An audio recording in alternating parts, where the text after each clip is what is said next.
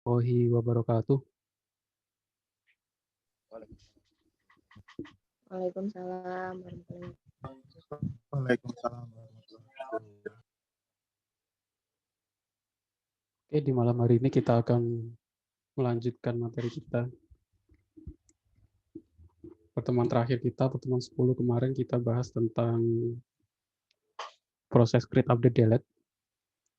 Di pertemuan ini kita akan membahas tentang modul transaksi atau modul proses. Nah, di modul proses ini nanti ada hubungannya tentang relasi antar tabel. Kalau menampilkan data pasien, menampilkan data barang gitu kemarin user itu kan kita hanya butuh satu tabel. Kalau di proses transaksi ini kita membutuhkan untuk penggabungan dua tabel. Jadi kita harus belajar juga, nanti saya kasih materi tentang gimana relasi antar tabel sama penggunaan join di dalam MySQL. Sengaja saya buat implementasi ya, karena dengan ini kalian langsung tergambar kenapa sih harus ada relasi antar tabel dan implementasi join tabel itu bagaimana kalau dalam sebuah program. Dengan implementasi ini kalian bisa tergambar nanti kemarin-kemarin kenapa kita harus bahas IRD, kenapa kita harus bahas foreign key, primary key seperti itu. Tapi sebelumnya saya ini intermezzo dulu, ini ada beberapa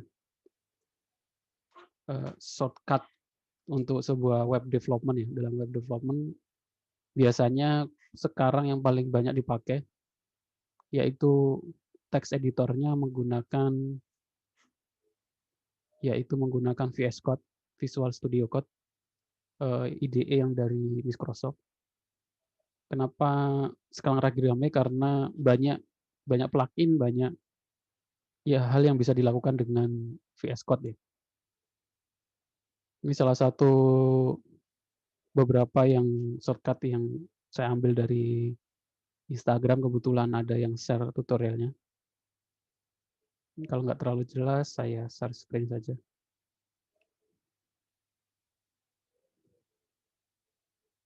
Share screen.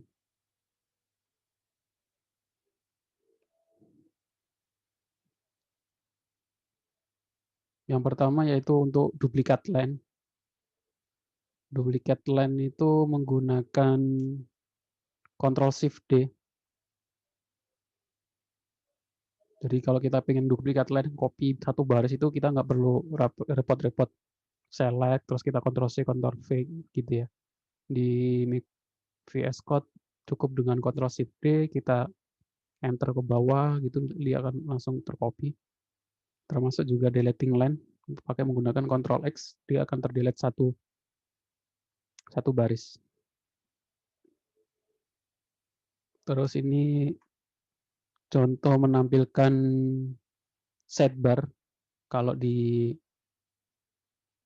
Notepad juga bisa, jadi kita nggak perlu buka tutup file. Sidebar ini untuk menampilkan folder yang kita kerjakan. Jadi kalau kita tinggal klik, kalau kita mau ngedit index, jadi kita tinggal klik di sampingnya, atau file explorer seperti itu.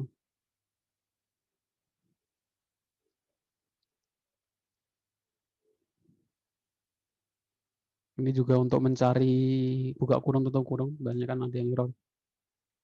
Error yang paling sering biasanya adalah kurang tutup kurung atau kelebihan tutup kurung ya. Itu hal yang biasa, jadi kita menggunakan beberapa bantuan biar lebih mudah. Kalau ini untuk bisa menampilkan beberapa tabs gitu ya, file editor itu kita bisa tampilkan bareng-bareng.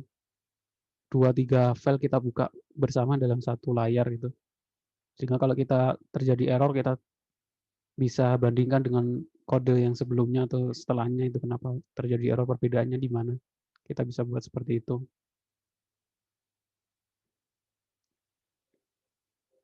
Dan lain sebagainya. Termasuk yang paling ramai yaitu kalau ada plugin namanya web server online ya. Jadi ketika kita nge-save Ctrl S gitu kan kalau kita nggak pakai plugin, kalau kita sudah ngedit, kita save di text editornya kita harus refresh di browsernya.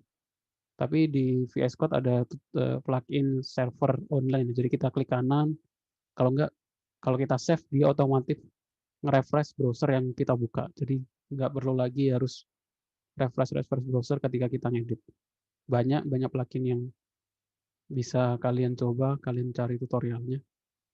Nah, di materi minggu ini kita akan bahas tentang modul transaksi, contohnya di sini.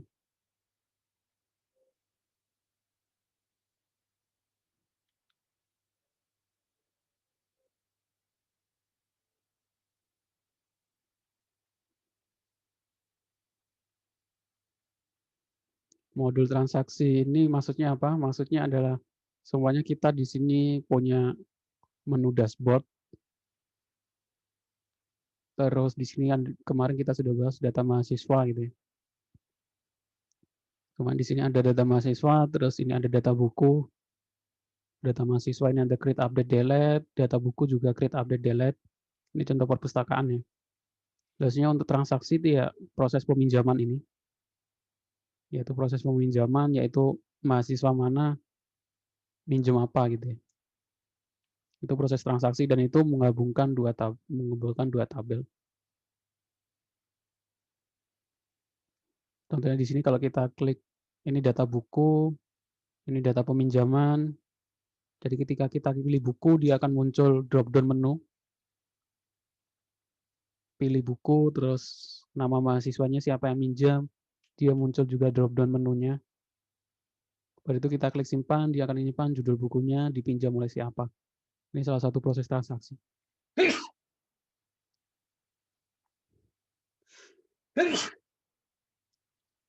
Saya bukakan browsernya biar lebih tergambar.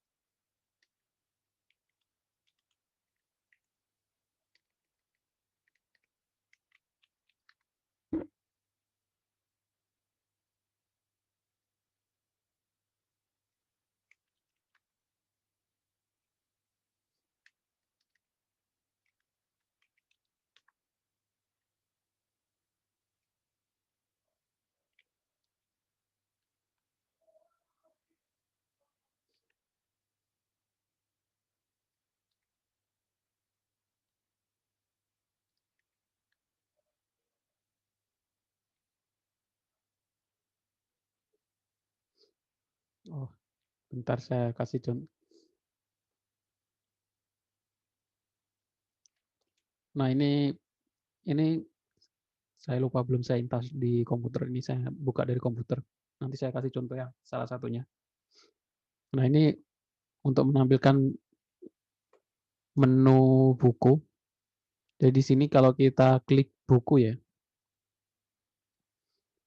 buku apa yang akan diminjam, dia akan memunculkan daftar buku yang diambil dari database. Namanya drop down menu. Bukan drop down menu, select option tapi dinamis dari database. Jadi dia akan muncul data apa saja yang di menu data buku. Nah, itu nama mahasiswa juga dia akan ngambil data mahasiswa yang ada di tabel mahasiswa. Bagaimana caranya? Caranya itu seperti ini. Kita ambil dari database. Di sini ada form horizontal, add pinjam. Di sini ada label buku. Terus bawahnya kita pakai select, terus name-nya judul, form control, disable, value disable karena pertama itu kita pilih buku ya. Habis itu kita ambil dari database. Di sini kita mulai dari PHP, sisanya ini kan HTML.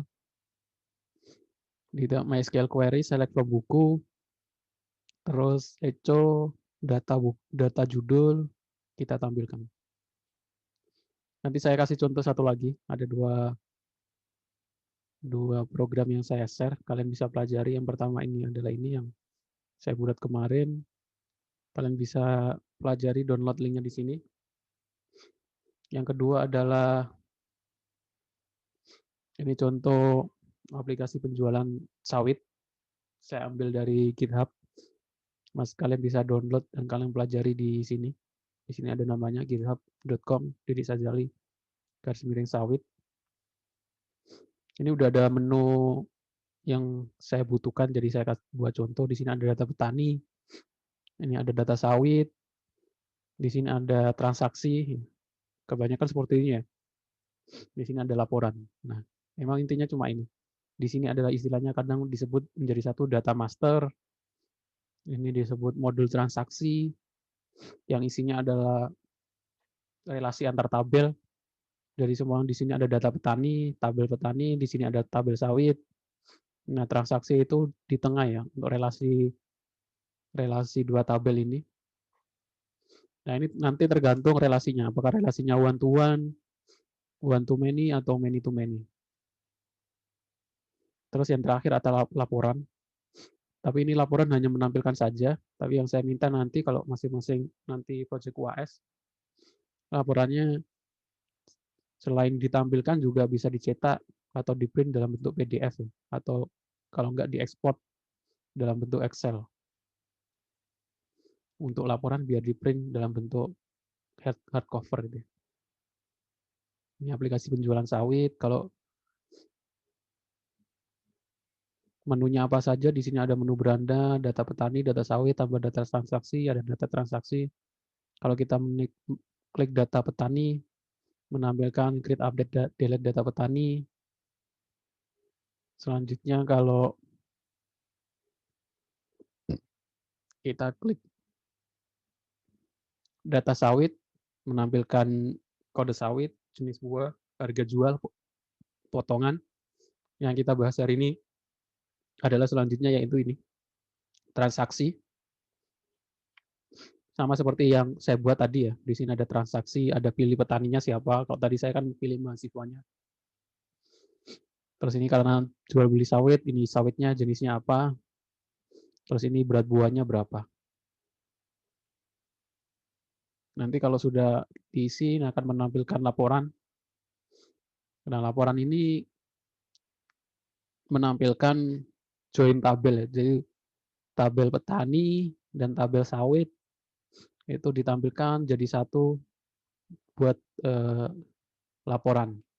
Di sini ada tanggal transaksi, nama petani, alamat, itu diambil dari data tabel petani, jenis buah, harga jual, berat, potongan, total itu diambil dari data sawit. Tapi potongan dan total bonus ini diolah dengan PHP, perkalian, aritmatika, jadi nggak disimpan dari database. Kalau kita lihat relasi tabelnya, desain database-nya itu seperti ini. Jadi kenapa kita belajar relasi nanti? Di sini kita jelaskan relasi dan bagaimana join tabel. Di sini ada tabel sawit ya. Kalau kalian perhatikan di sini ada tabel sawit. Di sini ada tabel petani, isinya ID petani, nama petani, alamat petani.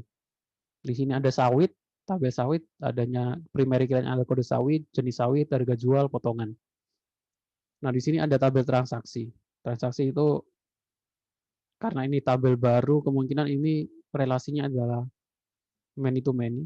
Banyak petani bisa melakukan transaksi ke banyak sawit ya. Nah, untuk relasi many to many itu kita harus membuat tabel baru. Yang isinya itu adalah primary key dari masing-masing entitas. Jadi ini ada primary key-nya ID petani, di sini menjadi ID petani menjadi foreign key. Di sini primary key-nya kode sawit, di sini jadi foreign key kode sawit. Ditambahkan detail transaksinya itu berat dan tanggal transaksi. Jadi seperti itu. Kemarin saya ada yang membuat desain database. Di sini dia udah manggil ID petani, tapi di sini juga ada nama petani ya. Nah, itu yang kurang tepat. Kalau di sini udah ada ID petani, semuanya di tabel ini udah ada ID petani, itu kita udah bisa mengambil semua isinya ini untuk ditampilkan jadi satu ya. Sama kalau ini kita udah ngambil kode sawit, kita taruh foreign key-nya di transaksi, kita bisa ngambil semuanya menjadi satu tabel, menjadi satu query ya, digabungkan. Contohnya seperti ini.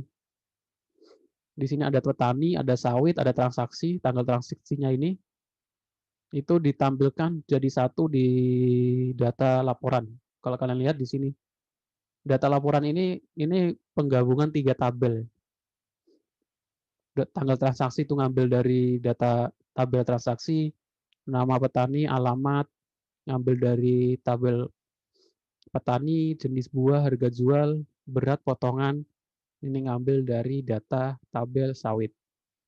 Nah, kalau ini total sama bonus itu hanya perkalian ya. Harga jual dikalikan potongan, dikalikan harga beratnya, ini antar total. Bonusnya ini pakai pengecekan if. Kalau di atas 100 topi, kalau dikurang bonusnya sepatu, seperti itu. Nah, itu ini contoh menggunakan modul transaksi. Nah, relasi itu apa saja sih? Ini saya jelaskan lagi biar untuk mengingat lagi. Tadi saya sudah bahas singgung tentang relasi di sini. Di sini ada relasi petani, sawit, transaksi. Ini saya jelaskan lagi karena ada hubungannya nanti dalam pembuatan tabel transaksi. Jadi relasi tabel itu ada 3. Yang paling sering dipakai 3, sebenarnya ada lagi yang lain. Many to one sebenarnya juga ada, tapi yang paling rame, yang paling sering dipakai itu 3 ini. Ada one to many, atau many to many. Dan yang harus diketahui tentang foreign key,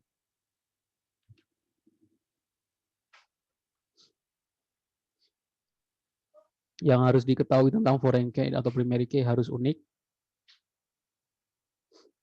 Jadi ada yang membuat, ketika ada yang bimbingan KP kalau nggak salah kemarin, ada yang buat nama dijadikan primary key, itu nggak bisa ya, karena nama itu kemungkinan bisa sama. Jadi primary key itu adalah yang tiap itu beda-beda. Jadi biasanya juga pakainya ID. Edit diikuti dengan nama tabel. Kalau petani ya ID petani, kalau transaksi ya ID transaksi, kalau buku ID buku. Itu primary key. Pertama harus unik, tabel hanya boleh memiliki satu primary key, kecuali composite tabel. Maksudnya composite tabel itu beberapa orang ada yang menggunakan keterangan kayak seperti nama belakang sama nama depan. Nah, nama belakang sama nama depan itu dijadikan primary key. Tapi jarang dipakai karena kadang juga nama depan sama nama belakang juga bisa sama ya. Bisa sama persis. Selanjutnya tabel boleh memiliki lebih dari satu foreign key. Nah, untuk foreign key, tabel itu boleh lebih dari satu, bisa banyak bahkan. Foreign key digunakan untuk membuat relasi antar tabel. Jadi kalau ada tabel A gitu, kita ingin menghubungkannya ke tabel B, maka kita harus memasangkan foreign key di tabel yang lebih lemah istilahnya. Nah, itu untuk menghubungkan relasi. Pak join yang berarti pakai join ya berarti di codingannya. Oh, ada yang nanya pakai join ya berarti di codingannya. Iya, pakai join. Nanti saya kasih contoh. Ada 2 cara sebenarnya. Nanti Pak, contohnya minta ya Pak. Iya. Ya nanti contoh codingannya Pak. Iya, nanti ada. Setelah relasi. Nah, selanjutnya relasi one to one. Jadi kalian cek masing-masing sebelum kalian mengerjakan proyeknya atau studi kasusnya masing-masing, itu relasi kalian di tabelnya itu one to one atau one to many atau many to many. Sebenarnya dalam pembuatan kalau studi kasus realnya itu orang kalau menggunakan PHP native itu kalau dulu saya mengabaikan relasi ya. Saya abaikan relasi, yang penting kalau pengen relasi ya saya anggap semuanya one to many atau one to one. Jadi kalau saya dosen jurusan ya saya buat di dosen di tabel jurusan gitu. Jadi seperti ini kebanyakan. Maksudnya mengabaikan many to many, karena kalau many to many itu kita harus membuat tabel baru di tengah, itu yang benar. Tapi kebanyakan realnya kalau kita buat aplikasi itu nggak ngikuti aturan, jadi yang penting relasinya terhubung dengan foreign key untuk menghubungkan. Tapi itu akan menjadi kendala kalau kalian nanti menggunakan framework. Contohnya framework Laravel. Framework Laravel itu kita harus menentukan tabelnya itu one to many atau many to many, karena tiap relasi nanti sintaknya beda-beda. Karena framework itu kan udah disiapkan sintaknya, penulisannya, termasuk pembuatan tabel dan pembuatan ada model view itu udah ditentukan cara penulisannya. Jadi kalau dalam Laravel itu tabel itu harus menggunakan ditambahkan S di belakangnya ya. Maksudnya kalau dosen ini menjadi dosens. Itu seperti itu, termasuk juga relasinya harus ditentukan. Nah, ini contoh relasi one to one, maksudnya apa? Relasi one to one adalah relasi yang mana setiap satu baris data pada tabel pertama hanya berhubungan dengan satu baris pada tabel kedua. Contohnya dosen jurusan, satu dosen ke satu jurusan. Kalau di IRD-nya seperti ini, kalau di relasinya di database seperti ini, ada ID jurusan, nama jurusan, ID dosen, nama dosen. Kalau relasi one to many itu adalah relasi yang mana setiap baris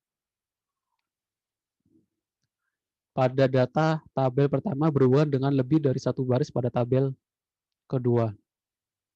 Jadi ini tabel kedua itu yang maksudnya dosen wali, dia bisa mendapatkan banyak mahasiswa. Satu mahasiswa ini ke banyak dosen wali, maksudnya dosen wali bisa banyak mahasiswa. Contoh ERD-nya penulisannya seperti ini, relasi one to many seperti ini ya. Nggak ada bedanya sama tadi one to one. Yang membedakan hanyalah di relasi one to many. Relasi many to many, yaitu contohnya mahasiswa ke mata kuliah. Relasi many to many adalah relasi yang mana setiap lebih dari satu baris dari tabel pertama berhubungan dengan lebih dari satu baris pada tabel kedua. Jadi banyak mahasiswa bisa ke banyak mata kuliah. Jadi mata kuliah ini bisa diambil banyak mahasiswa, mahasiswa ini juga bisa mengambil banyak mata kuliah. Nah, kalau seperti ini, kita harus menampilkan tabel di tengah, memunculkan tabel baru. Ya, kalau di sini contohnya akan muncul tabel baru di tengah namanya nilai. Nah, tabel nilai ini menjadi ini apa namanya? Ya, penghubung antara relasi antara dua tabel seperti itu. Contohnya di sini ada mahasiswa, terus di tengahnya ada nilai, isinya adalah ID mahasiswa sama ID mata kuliah. Jadi nilai ini yang di tengah ini dia nggak punya primary key, dia hanya mengambil ID sama ID primary key di masing-masing tabel. Tapi dikasih primary key juga nggak apa-apa. Contohnya seperti itu.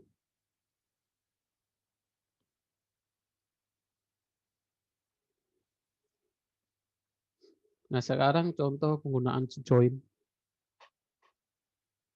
Menampilkan dua tabel atau lebih. Ini sudah ada studi kasusnya sebelum masuk ke contoh. Di sini ada barang, ini otomatis studi kasusnya ada penjualan ya. Di sini ada penjualan, ada barang, di sini ada pelanggan relasinya ke penjualan. Nah, ini karena many to many, dia akhirnya muncul tabel baru di sini.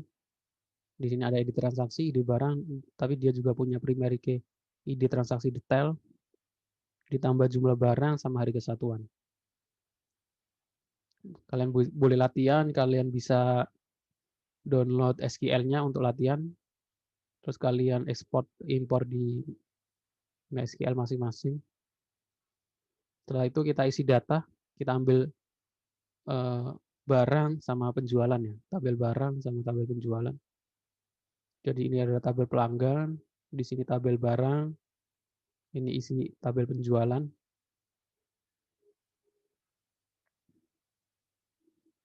Nah, join pada MySQL itu sebenarnya ada dua ya, ada inner join sama outer join. Inner join sama outer join. Outer join dibagi dua. left join sama right outer join.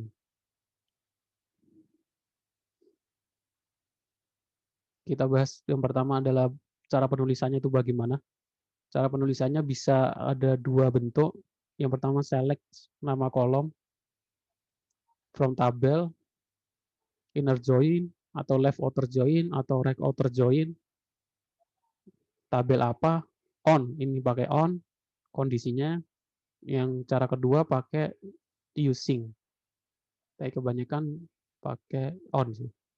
Boleh pakai on, pakai using, tapi yang paling sering dipakai pakai on. Terserah masing-masing. Sekarang contoh masing-masing inner join, left join, dan right outer join.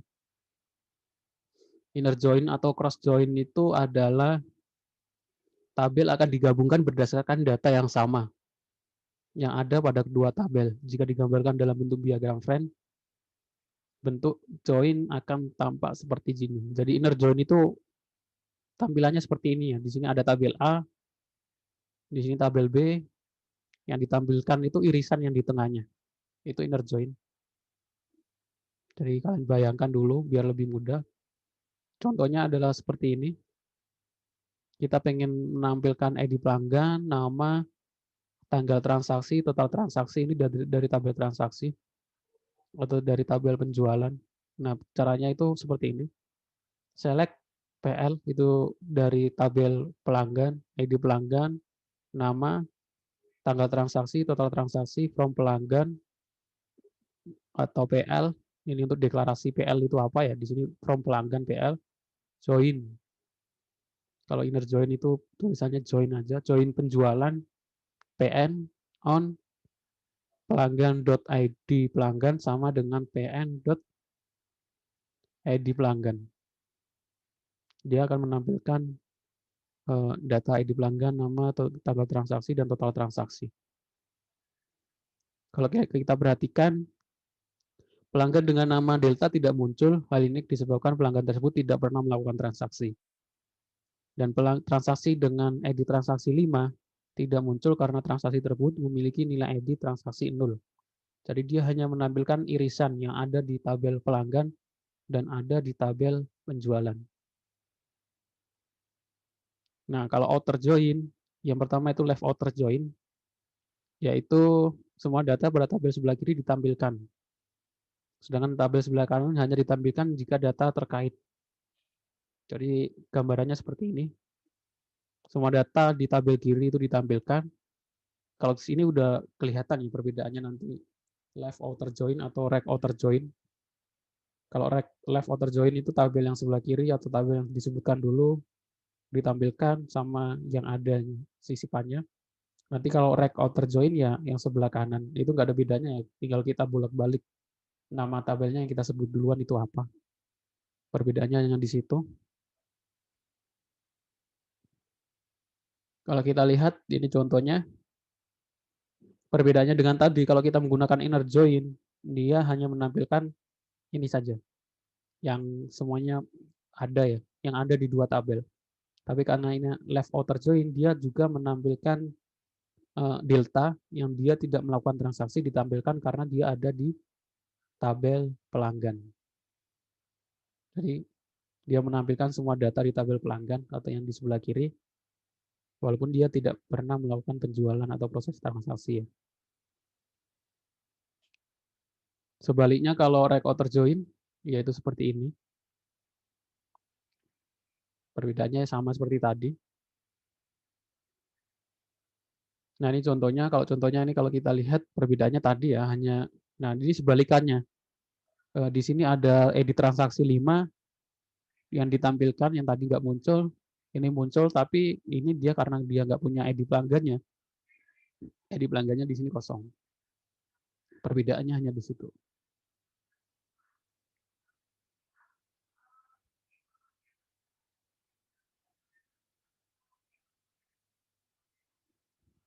Nah, ada yang namanya implicit join. Ini yang paling sering dipakai sebenarnya. Saya juga lebih suka pakai ini karena lebih mudah, lebih enak dibayangkan. Jadi implicit join itu sebenarnya teknik yang lebih lama sebelum inner join itu dimunculkan dirilis. Jadi implicit join itu pertama kali kita menggunakan implicit join Tapi kebanyakan mungkin dosen juga ngasih contoh kebanyakan juga implicit join. Jadi implicit join itu nggak pakai inner atau outer, tapi dia pakai klausa where. Jadi kita langsung pelanggan PL, penjualan PN gitu ya. Ini lebih mudah sebenarnya. Jadi PL itu ID pelanggan, nama, ID transaksi, tanggal transaksi, total transaksi, pelanggan itu disingkat PL, penjualan disingkat PN, where pelanggan, ID pelanggan di tabel pelanggan dan ID pelanggan di tabel penjualan itu sama, kita tampilkan. Nah, itu implicit join yang lebih sering dipakai. Kalau kita perhatikan implicit join itu sebenarnya sama dengan inner join. Sehingga implicit join hanya berlaku pada inner join dan tidak bisa digunakan untuk outer join. Itu contohnya. Kalau contoh dalam implementasi di PHP-nya seperti ini, kalau ini saya ambil dari ini ya,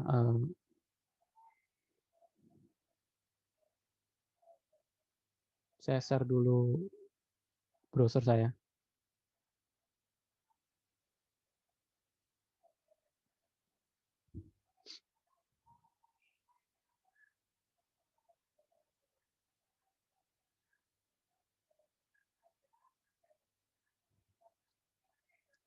Di sini kalau kita lihat, kalau di sini ada data petani, ini cerutnya ya, create update delete-nya data petani, sudah saya jelaskan kemarin, harusnya nggak ada masalah. Ini data sawit, data petani, data sawit, bisa tambah, bisa edit, bisa delete.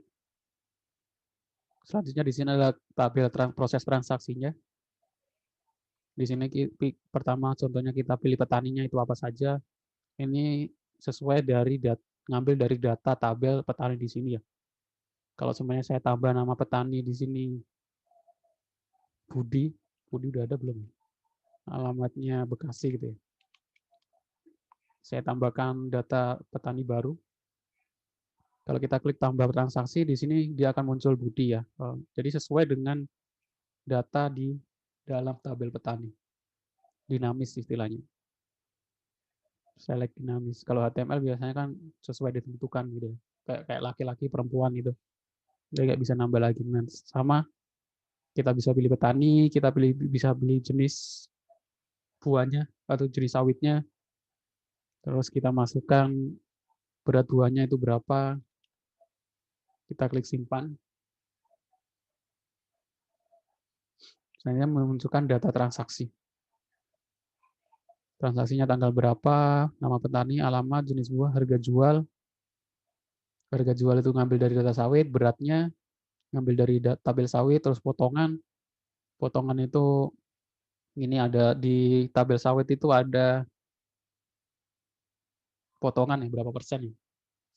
Jadi nanti dipakai operasi aritmatika, dia nggak ngambil dari tabel, tapi ngambil variabelnya di proses perkalian seperti biasa. Jadi kalau harga jualnya 12.200 dikali 100, potongannya 10% ya tinggal diproses ya 12.000, tinggal di total nanti 1.200 dikali 100 dikurangi 12.000 totalnya ini. Dan bonusnya itu pakai if. Jadi dua ini dia nggak ngambil dari database, dari tabel, ini sama ini.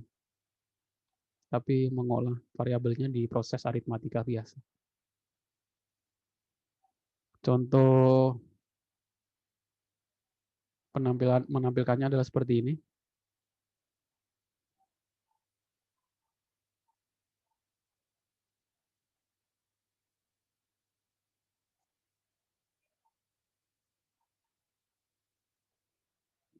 Ini di file laporan.php, di sini ada select petani. Tabel pertama, dia menggabungkan 3 tabel ya. Select petani, titik, tabel petani, ini pakai bintang kecil.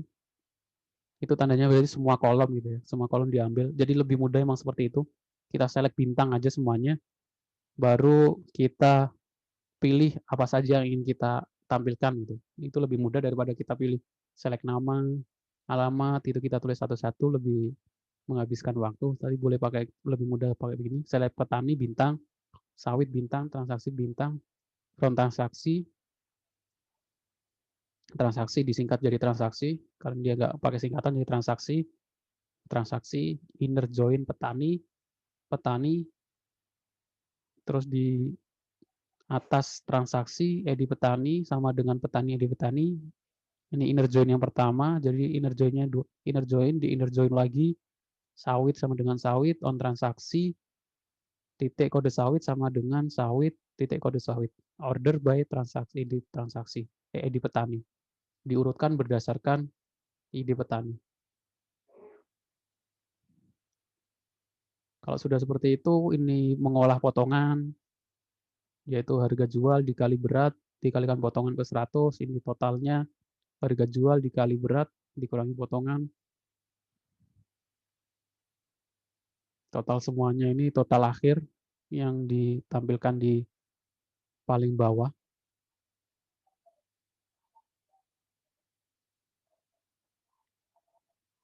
Ini total akhir itu total grand total ini.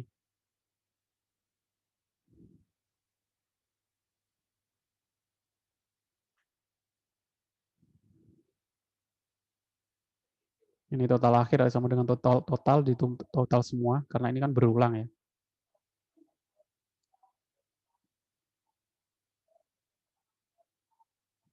Terus jika di atas 100 bonusnya topi, jika di bawah bonusnya sama dengan sepatu. Oke. Dari sini ada yang mau ditanyakan?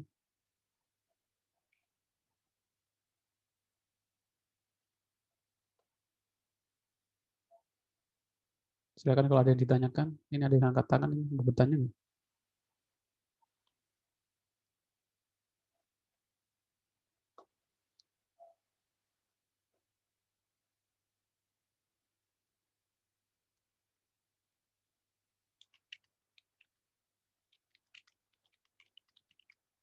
Silakan kalau ada yang mau ditanyakan.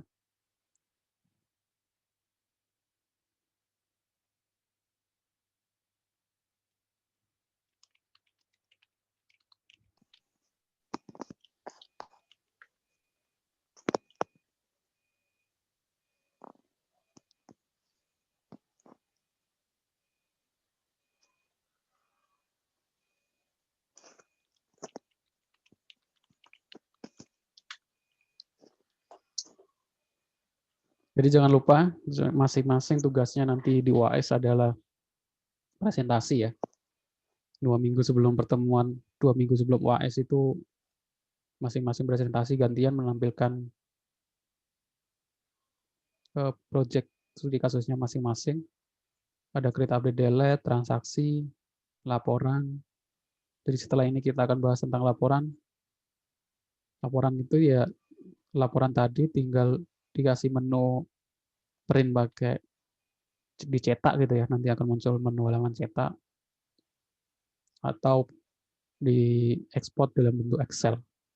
Selanjutnya nanti terakhir setelah itu kita bahas tentang login. Kalau waktunya cukup nanti ada login terus reset password. Kemungkinan kalau reset password opsional saja. Jadi yang penting ada bisa login, ada create update delete dan transaksi seperti itu.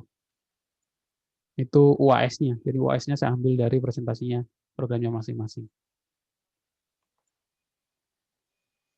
Untuk contohnya kalian bisa download di link yang saya sampaikan, yang saya tulis di materi. Sudah saya tulis. Kalian bisa download, kalian pelajari. Oke, ada yang mau ditanyakan?